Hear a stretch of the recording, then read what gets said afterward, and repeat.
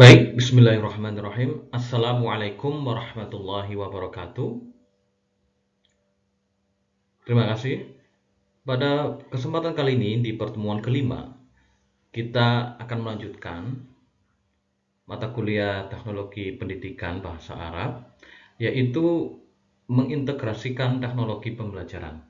Setelah kita minggu kemarin membahas mengenai kawasan atau domain daripada teknologi pembelajaran ataupun teknologi pendidikan yang meliputi desain, kemudian tujuan, kemudian rancangan, pengorganisasian, dan evaluasi. Setelah ini kita akan membahas bagaimana caranya agar teknologi tersebut dapat masuk ya ke dalam ranah pembelajaran. Baik, pada mata kuliah ini untuk materi kelima, pertemuan kelima, mengintegrasikan teknologi dalam pembelajaran, setidaknya ada 3 hal yang mahasiswa dapat mencapainya, yaitu mahasiswa mampu mengidentifikasi terkait komponen-komponen teknologi dalam pembelajaran. Yang kedua, mahasiswa mampu mengintegrasikan teknologi dalam pembelajaran. Dan yang ketiga, mahasiswa mampu mengembangkan media pembelajaran bahasa Arab berbasis teknologi. Baik, tentu kita sudah mengetahui ya, suatu pembelajaran memiliki komponen atau indikator-indikator yang harus ada. Begitu juga dengan media pembelajaran. Untuk membuat media pembelajaran, kita setidaknya memiliki 5 komponen. Yang pertama ada pesan atau instruksi atau metode pembelajaran yang akan kita gunakan, kita terapkan di media pembelajaran tersebut. Yang kedua, adanya tujuan pembelajaran. Yang ketiga, bahan ajar atau materinya. Yang keempat, evaluasi pembelajaran atau latihan soal. Dan yang terakhir adalah pengembang media. Pengembang media di sini meliputi profil pengembang, sumber atau rujukan belajar. Baik, kita ulik dulu ya. Kita ulik dulu mengenai cara bagaimana untuk mengintegrasikan teknologi ke dalam pembelajaran. Ada satu model yang namanya model SAMR. Model SAMR ya, atau dalam bahasa Indonesia SAMR. Nah, S substitution, I augmentation, M modification, dan R redefinition. Oke. Nah, model tersebut pertama kali dikenalkan oleh Ruben Putendura ya, semenjak ia duduk ya di bangku perkuliahan dan sudah meneliti apa yang dia lakukan di tingkat universitas. Kemudian ia melanjutkan memasukkan ke dalam unsur-unsur modifikasi ke redefinisi. Ruben tersebut berpendapat bahwa mungkin model atau cara ini akan bekerja untuk sebagian besar guru. Ada banyak hal yang berfungsi dengan baik di tingkat substitusi hingga augmentasi ya. Mungkin juga ada yang tidak sampai pada redefinisi ya.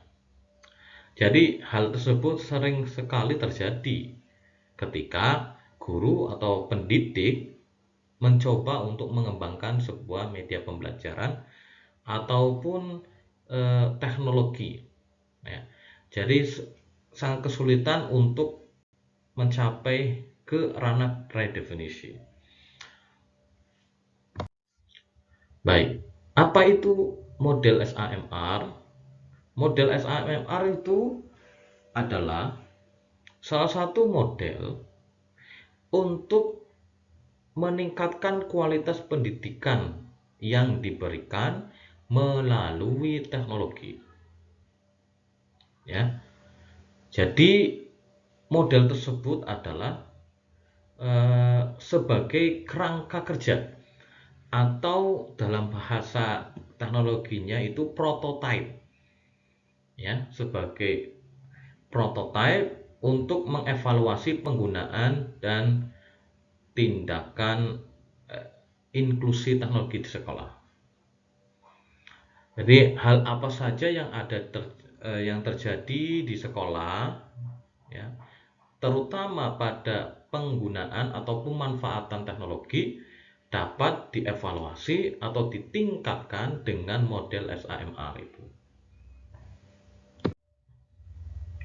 Untuk konsep model SAMR itu ada dua konsep. Yang pertama transformation, yang pertama enhancement, peningkatan, yang kedua yaitu transformation. Tahap peningkatan itu yaitu tahap substitution and augmentation. Ya. Pada tahap substitution itu peran teknologi itu langsung direct substitute atau langsung dimasukkan, diinput, diinsert tanpa adanya perubahan fungsi di dalamnya. Misalkan kita akan mengembangkan media pembelajaran berbasis PowerPoint. Basicnya adalah PowerPoint. Kita akan memasukkan, menginsert, ya, misalkan gambar, audio, kemudian video tanpa mengubah fungsinya. Nah, itu namanya substitute. Jadi memasukkan apa saja aset yang sudah kita peroleh, yang sudah kita rangkum, kita kumpulkan, kita masukkan ke dalam PowerPoint. Kemudian tahap yang kedua yaitu augmentation. Augmentation itu adalah setelah disubstitute, dimasukkan, lalu fungsi-fungsinya kita tingkatkan. Misal tadi kita sudah memasukkan foto, gambar, video, kita tingkatkan. Video itu untuk apa? Gambar itu untuk apa? Oh, gambar tersebut untuk menampilkan, misalkan dalam pembelajaran bahasa Arab, mufrodat atau kosakata bahasa Arab. Nah, kosakata contohnya seperti maktabun. Maktabun, meja. Maka gambar akan muncul sebagai meja. Seperti itu. Kita posisikan seperti itu. Nah, tahap ini dinamakan enhancement. Ya, jadi peningkatan. Masih ke dalam proses peningkatan. Nah, di tahap peningkatan ini pendidik ketika mengembangkan mandek di sini. Ya. Seringkali mandek di sini tanpa ke tahap modification maupun redefinition. Ya. Seperti kita membuat PowerPoint biasa. PowerPoint biasa seperti menampilkan poin-poin penting dalam materi kita. Nah, itu saja. Kemudian yang ketiga, kita naik satu tingkat lagi ke tahap transformation, perubahan. Ya, ini M, modification. Nah, setelah kita meningkatkan, memperbaiki fungsi-fungsi yang ada, kita lakukan modifikasi. Nah, melakukan modifikasi artinya kita mendesain ulang format yang ada dalam PowerPoint sehingga dimodif sesuai dengan format media pembelajaran. Misal, model SAMR tersebut kita modif sehingga tayangannya, tampilannya seperti media pembelajaran di aplikasi Android misalkan. Ya, di aplikasi Android tersebut desainnya seperti apa? Oh, munculnya beberapa menu, icon-icon menu. Oke, kita susunlah menu-menu tersebut. Menu, misal ada menu tujuan pembelajaran, menu materi, menu evaluasi atau soal, dan menu petunjuk penggunaan atau peta konsep dan lain sebagainya. Nah, setelah dimodifikasi, sudah kita plotting ke dalam menu-menu tersebut, ya, baik materinya, baik soalnya, ataupun tujuan pembelajarannya, dan lain sebagainya, barulah kita naik satu tingkat lagi, yaitu ke redefinition. Nah, teknologi tersebut atau aplikasi tersebut kita penamaan ulang. Kita lakukan penamaan ulang, ya, yang awalnya hanya PowerPoint berubah menjadi aplikasi media pembelajaran bahasa Arab materi, misal al-adawatul madrasiyah. Nah, maka dari itu kita telah selesailah pada tahap pengembangan sebuah media. Nah, jadi sudah jadi medianya, tetapi tidak seperti PowerPoint. Namun basicnya PowerPoint. Nah, kayak gitu. Jadi definisi ulang begitu. Kemudian apa sih hubungan model SAMR tersebut dengan taksonomi Bloom atau tingkat kognitif? Ya, tingkat kognitif atau berpikir. Nah, tentu saja kita sudah mengetahui ada 6 tingkatan kognitif menurut taksonomi Bloom tersebut. Yang pertama ada remembering, yang kedua ada understanding, yang ketiga ada applying, yang keempat ada analyzing, yang kelima ada evaluating, dan yang keenam ada creating. Ya. Jadi lebih dikenal dengan C1, C2, C3, C4, C5, C6. Oke. Pada tahap substitution, jika kita hubungkan dengan model SAMR tersebut, maka substitution itu masuk ke ranah remembering. Ya. Tentu saja kita harus memiliki tingkat berpikir yang lebih mudah, C1, karena hampir semua orang bisa mengingat atau remembering itu. Jadi mengingat apa saja yang sudah dikumpulkan, aset apa saja kemudian kita masukkan. Mudah. Kemudian pada tahap augmentation itu kita membutuhkan level C2 dan C3, understanding dan applying. Ya, pada tahap augmentation itu memang kita membutuhkan tidak hanya mengingat tetapi paham apa yang kita masukkan dan fungsinya untuk apa saja. Jangan sampai foto-foto, video, background yang kita sudah insert ke dalam PowerPoint tidak tahu fungsinya untuk apa. Jadi akan lebih banyak tidak berfungsi ketika nanti dijalankan. Kemudian selain understanding juga ada applying. Nah, setelah kita paham juga untuk apa itu, foto itu untuk apa, video itu untuk apa, background itu untuk apa, yaitu untuk applying, untuk diterapkan nantinya. Ya. Kemudian misalkan ada materi pun, materi itu untuk apa, ya, untuk applying, diterapkan.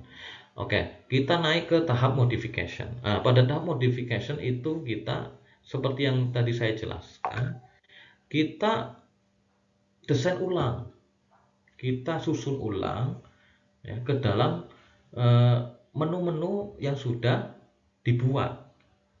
Menu tujuan pembelajaran isinya apa, materi isinya apa, kemudian evaluasi isinya apa, profil pengembang isinya apa. Seperti itu. Nah, itu juga memerlukan kemampuan kognitif applying dan analyzing serta evaluating. Karena di dalam tersebut memang ada tahap applying, menerapkan materinya, diterapkan, kemudian analyzing, menganalisis materi tersebut, ya, apakah sudah sesuai, apa belum, ya, penempatannya, bagaimana instruksi yang akan diberikan ketika sudah masuk materi. Jangan sampai ketika sudah masuk materi, misal pada keterampilan kalam atau maharatul kalam di situ, tapi tidak ada instruksinya, kita akan apa di situ? Hanya ada materi hiwar, percakapan, misal al-hiwar baina Umar wa Utsman, percakapan antara Umar dan Utsman, tapi tidak ada instruksinya. Nah, misal kalau instruksi itu ungzur waqra wa'id.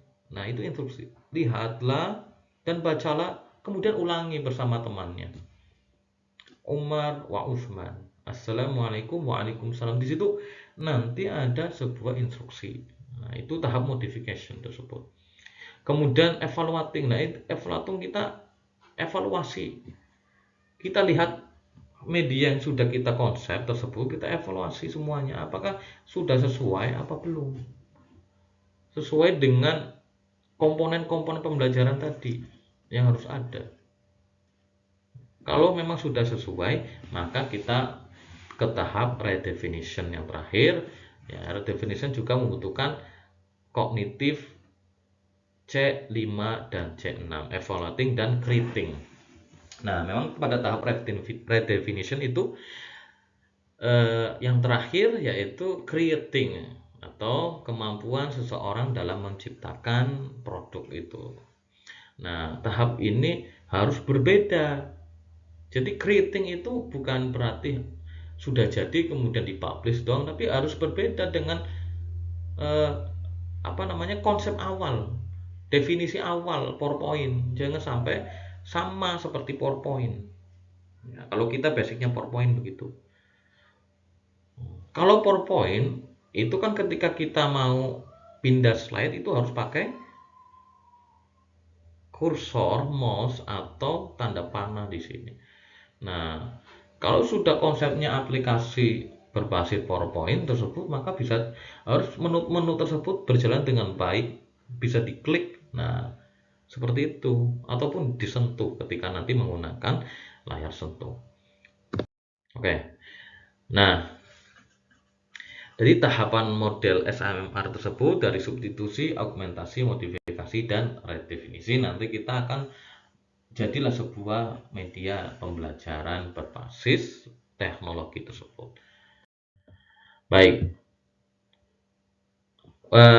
di slide ini, tahap ini kita akan melakukan bagaimana proses integrasi teknologi dalam pembelajaran, khususnya pada pembelajaran bahasa Arab dengan model SAMR tersebut. Yang pertama, langkah-langkahnya dalam membuat media pembelajaran bahasa Arab, mengumpulkan aset seperti gambar, suara, background, warna, jenis font, dan lain sebagainya. Yang kedua, menentukan materi tersebut. Lihat pada buku pembelajaran bahasa Arab, kira-kira aplikasi apa yang akan kalian kembangkan, materi apa ya. Mungkin nanti kita akan contohkan materi kelas 7 pada bab al-hiwayah. Nah, kemudian menentukan tujuan pembelajaran, karena di dalam pembelajaran bahasa Arab tersebut kan ada beberapa tujuan pembelajaran. Tujuan pembelajaran diturunkan dari CPL ya, capaian pembelajaran, capaian pembelajaran, atau kalau dalam kurikulum 13 itu masih menggunakan KIKD ya, kompetensi inti dan kompetensi dasar yang nanti kita akan terapkan. Nah, dari tujuan pembelajaran tersebut ada beberapa keterampilan bahasa Arab seperti maharotul qiraah, kitabah, dan kalam, serta pembelajaran mufradat. Nah, jadi teman-teman mahasiswa itu harus paham materi dan tujuan pembelajaran yang akan dikembangkan di aplikasi. Kemudian yang kelima, menentukan aplikasi yang akan dikembangkan. Contoh PowerPoint, kita mau pakai PowerPoint. Ada juga yang pakai lainnya, misalkan Adobe Flash, CS6 ya, atau membuat komik live ya, pembelajaran berbasis komik live, atau pembelajaran berbasis augmented reality ya, seperti aplikasi assembler.edu, atau berbasis VR, pemanfaatan kacamata VR itu, dan lain sebagainya. Nah, itu contoh aplikasi-aplikasi kekinian saja. Baik, untuk selanjutnya yang keenam, yaitu kita akan integrasikan yang sudah kita siapkan dengan model SAMR. Yang pertama, substitusi tadi memasukkan komponen media pembelajaran dan asetnya, kemudian ke augmentasi, mendesain layout dan memasukkan aset yang relevan ke dalam komponen pembelajaran. Yang ketiga, modifikasi, merancang media pembelajaran, memasukkan tujuan, materi dan evaluasi pembelajaran ke dalam menu dan submenu yang sudah dirancang. Yang terakhir yaitu proses redefinisi, yaitu mendefinisikan ulang basis aplikasi menjadi media pembelajaran bahasa Arab dengan materi. Contoh materinya adalah al-hiwayah.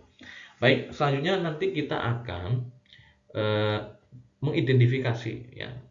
Saya sudah menyiapkan media pembelajaran berbasis PowerPoint, tetapi sudah dikembangkan sehingga menjadi sebuah aplikasi. Tapi basisnya masih PowerPoint. Nah, ini adalah materi al-hiwayah ya. Materi al-hiwayah yang diambil dari buku bahasa Arab kelas 7 ya. Di sini kalian bisa melihat, teman-teman sekalian bisa melihat backgroundnya sesuai dengan materinya, yaitu hobi al-hiwayah. Ada hobi bermain basket, menari, bermain bola, lari, dan lain sebagainya.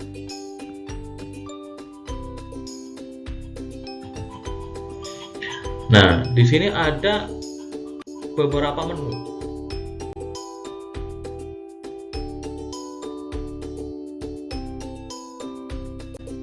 Yang pertama ada al-khadimah, al-hadfu ad-dirasi, al-maddatu dirasi, as-suratul janibiyah. Al-khadimah berarti ini ada semacam petunjuk penggunaan. Jadi dalam media itu harus ada petunjuknya. Ini bagaimana cara menggunakannya dan lain sebagainya.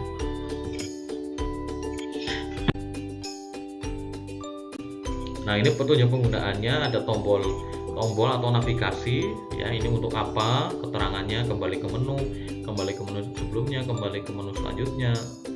Terus ada memutar audio ya.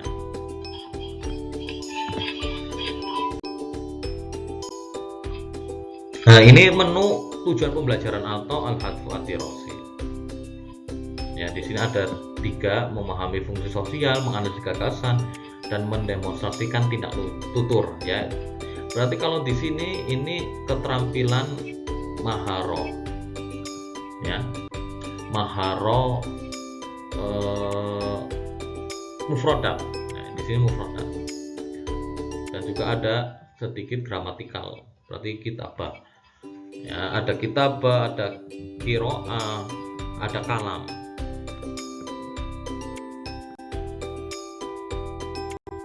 Nah, kemudian ada menu al-maddatu ad-dirasi atau materinya. Ada mufradat, ada muhaddatsa, ada qiraah, ada tadribat.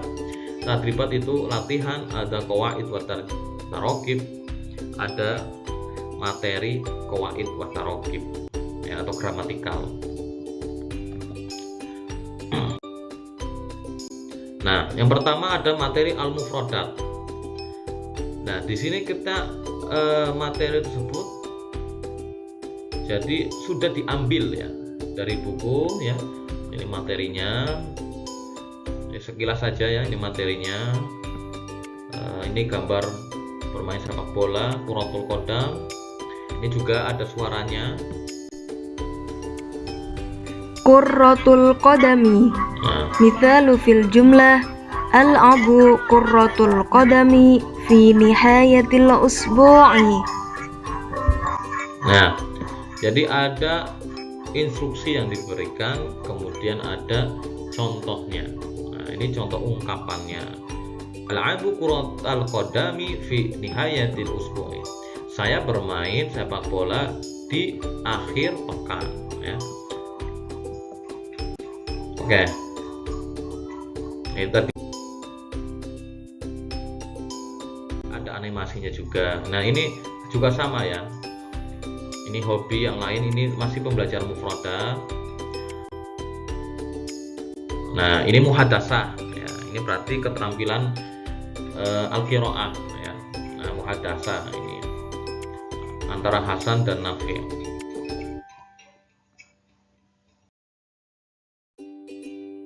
Nah, ini bacaan, teks bacaan atau nas. Jalasti rutina amamal hasub.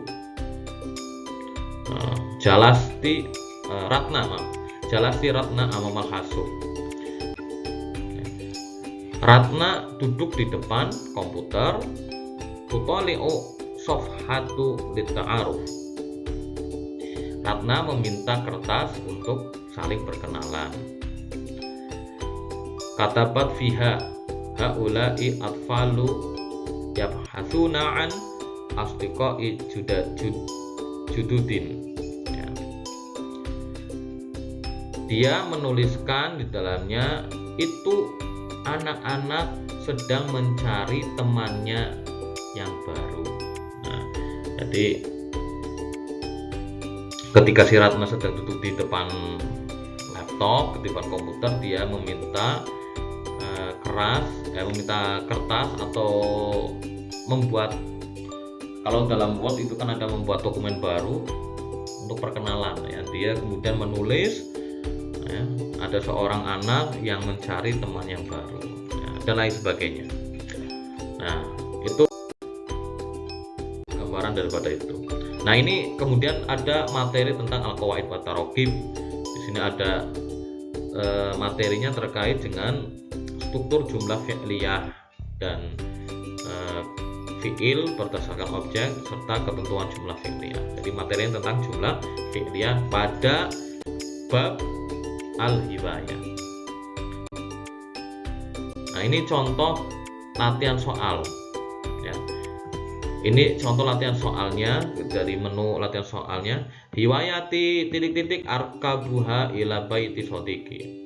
Nah, di sini ada soal, maka peserta didik harus memahami materi sebelumnya. Kalau tidak bisa memahami, misal di sini adalah pertanyaan, hobiku titik-titik arkabuha ila baiti sodiki.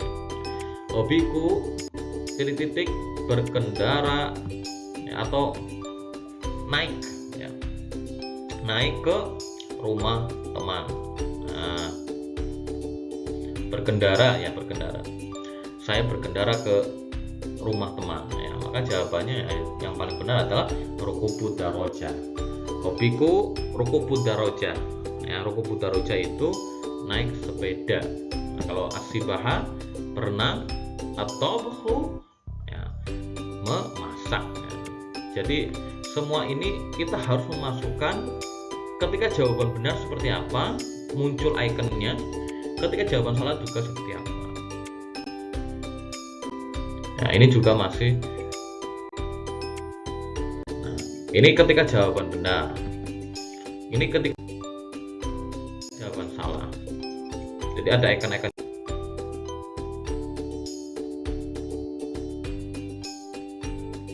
yang sudah saya sampaikan. Jadi kesimpulannya, ketika kita akan membuat media pembelajaran, maka harus paham komponen-komponen media pembelajaran itu apa saja, dan juga langkah-langkahnya harus jelas. Maka gunakanlah model SAMMR ketika teman-teman mahasiswa akan mengembangkan sebuah aplikasi pembelajaran ya. Jadi harus menggunakan model SAMMR supaya fungsi-fungsinya terjaga dan terjamin dengan baik. Jadi tidak ada miskonsepsi ketika nanti sudah diterapkan atau dimanfaatkan oleh peserta didik. Baik, minggu depan insya Allah kita akan bertemu kembali untuk pertemuan ke-6. Kita akan mencoba, teman-teman akan mengembangkan media pembelajaran berbasis PowerPoint, kemudian minta tolong untuk dikumpulkan. Nanti saya akan memberikan evaluasi sebagai bahan perbaikan ke depannya. Baik, mungkin itu saja cukup dari saya. Mari kita akhiri perkuliahan pada pagi hari ini dengan membaca hamdalah bersama-sama. Alhamdulillahirabbil alamin. Terima kasih banyak atas perhatiannya. Syukron katsiron ala ihtimamikum. Wassalamualaikum warahmatullahi wabarakatuh.